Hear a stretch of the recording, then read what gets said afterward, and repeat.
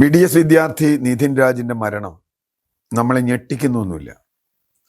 ഞെട്ടിക്കുന്നത് കേരളം നവോത്ഥാന കേരളമായി, വലിയ പുരോഗമന ജനാധിപത്യ മതേതര ഇടതുപക്ഷ കേരളമായി, ജാതി ഇല്ല, നമുക്ക് ജാതി ഇല്ലാതാക്കി കേരളത്തിൽ എന്നൊക്കെ പറയുന്ന വീൺ വാക്കുകളുടെ പൊള്ളത്തരം ഒരിക്കൽ കൂടി ബോധ്യപ്പെടുത്തുന്നതാണ്. ഇത് വീൺവാക്കാണ് എന്ന് നമുക്ക് നന്നായിട്ടറിയാം. നമ്മുടെ സാമൂഹ്യ, സാമ്പത്തിക, സാംസ്കാരിക അധികാരങ്ങളിൽ എത്ര പങ്ക് ഈ പറഞ്ഞതുപോലെ ദളിത് വിഭാഗങ്ങൾക്കുണ്ട് എന്ന്, ആ ശ്രേണിയിൽ, ആ ഏണിയിൽ അവരെവിടെയാണ് നിൽക്കുന്നത് എന്ന് വ്യക്തമായി നമ്മുടെ മുമ്പിലുണ്ട്. വിവേചനം ജാതിയുടെ അടിസ്ഥാനത്തിൽ, അല്ലെങ്കിൽ ജാതി ശ്രേണിയുടെ അടിസ്ഥാനത്തിൽ, വർണ്ണത്തിന്റെ അടിസ്ഥാനത്തിൽ ഇവിടെ നിലനിൽക്കുന്നു എന്നതൊരു സത്യമാണ്. മറ്റ് സംസ്ഥാനങ്ങളെയൊക്കെ നമ്മൾ പറയുമ്പോൾ അവിടെയുള്ളതിനേക്കാൾ പൊതിഞ്ഞ്, അവിടെയുള്ളതിനേക്കാൾ സുന്ദരമായ ഒരു സമ്മാന പൊതി പോലെ ആണ് ഇവിടെ പ്രവർത്തിക്കുന്നത്. രോഹിത് വെമുലയുടെ ചരിത്രവും ഒക്കെ നമ്മുടെ മുമ്പിലുണ്ട്. ഇവിടെ നിതിൻ രാജ് എത്ര ഭീഷണമായ ജാതി വിവേചനത്തിന് ഇരയായി എന്ന് ഇന്നിപ്പോൾ നമ്മുടെ മുമ്പിലുണ്ട്. ആദ്യത്തെ ഒരു ദിവസം കൊണ്ടുണ്ടായതല്ല, കുറെ കാലമായി ആ കുട്ടി മാത്രമല്ല, ഒരുപക്ഷെ വേറെ കുട്ടികളും ഉണ്ടാവും, ഇത്തരത്തിലുള്ള വിവേചനം ഒരു ഡെന്റൽ കോളേജിൽ നടക്കുന്നു. ആ ഡെന്റൽ കോളേജ് നിൽക്കുന്നത് ഞാൻ മനസ്സിലാക്കുന്നതാണെങ്കിൽ കണ്ണൂർ ജില്ലയിലെ ശക്തമായ CPM ശക്തി കേന്ദ്രത്തിലാണ്. അവിടെ പാർട്ടി ഗ്രാമങ്ങൾ എന്ന് തന്നെ പറയാവുന്ന പല സ്ഥലങ്ങളുണ്ട്. അതിനകത്ത് നിൽക്കുന്ന ഒരു സ്ഥലമാണ്. അപ്പൊ ഇതിനകത്ത് നടക്കുന്ന ഒരു കാര്യവും പുറത്തുള്ള ആരും അറിയുന്നില്ല. എനിക്കറിയില്ല എന്തായാലും സംഭവം. രണ്ടാമത്തെ കാര്യം, വിവേചനം എന്നത് കേവലം ഒരു ആളെ ഇങ്ങനെ മാറ്റി നിർത്തലല്ല. ആ കുട്ടി പറഞ്ഞ കാര്യങ്ങൾ നോക്കുക, കുട്ടിയുടെ വോയിസ് ക്ലിപ്പ് നോക്കിയേക്കൂ. അദ്ദേഹത്തിന്റെ ഇത് വളരെ ക്ലിയർ ആണ്. പുഴുത്ത പട്ടി എന്ന് ഒരു കുട്ടിയെ വിളിക്കുകയാണ്, പുഴുത്ത പട്ടി.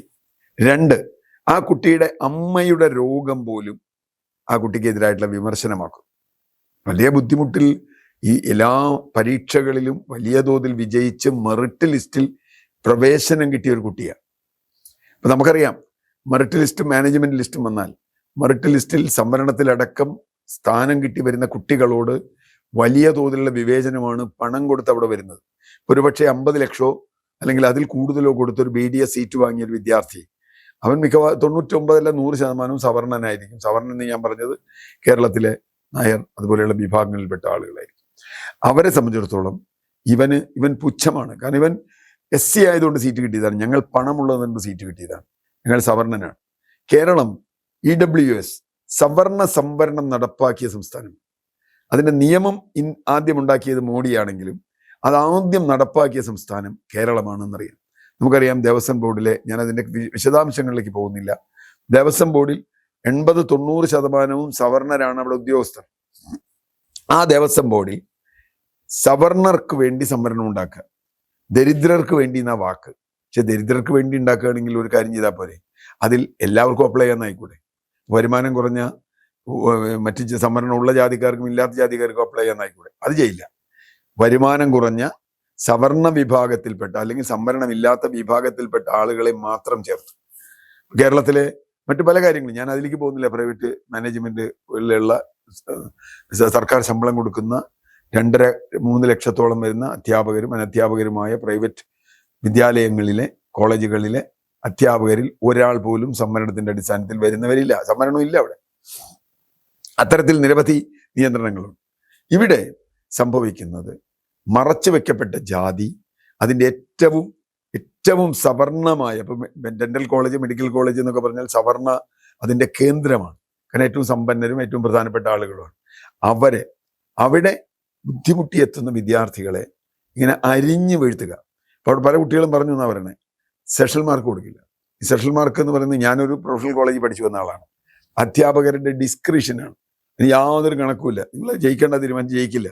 പണ്ട് ജനഗണമന എന്ന സിനിമയിൽ പറയുന്ന ഒരു കഥാപാത്രത്തിനോട്, ഒരു ഇതുപോലെ SC വിഭാഗത്തിൽപ്പെട്ട ഒരു കുട്ടിയോട് അവരുടെ റിസർച്ച് ഗൈഡ് പറയുന്നുണ്ട്, നിനക്കൊക്കെ തൂക്കുപണി മാത്രം മതി, തൂപ്പ് ചെയ്താൽ മതി. അവിടെ കണ്ടോ ആ സ്ത്രീ എത്ര സന്തോഷത്തോട് തൂപ്പ് ചെയ്യുന്നു, നീയൊക്കെ എന്തിനാ റിസർച്ചിന് വരണേന്ന്.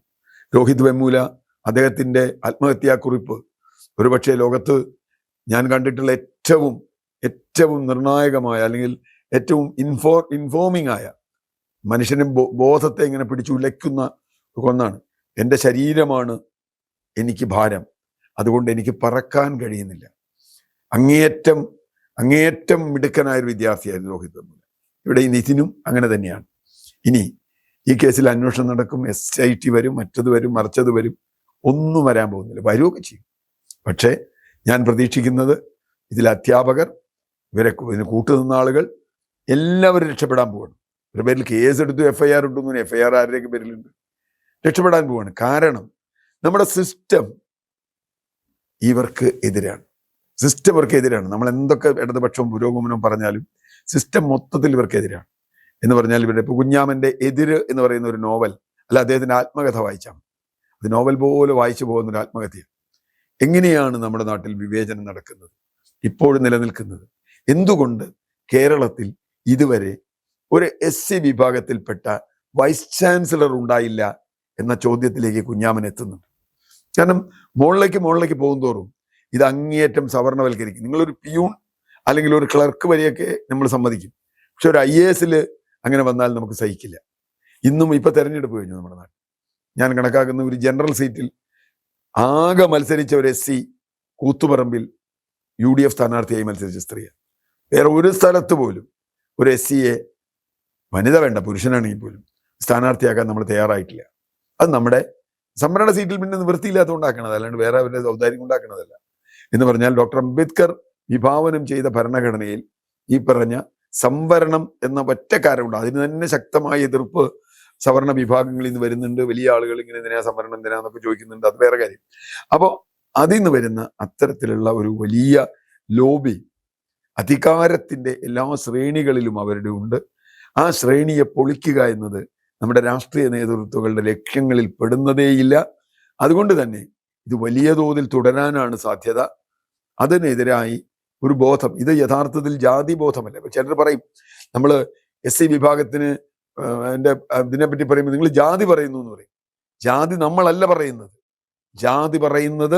ജാതി ഉപയോഗിക്കുന്നത് യഥാർത്ഥത്തിൽ അധികാരവർഗമാണ്.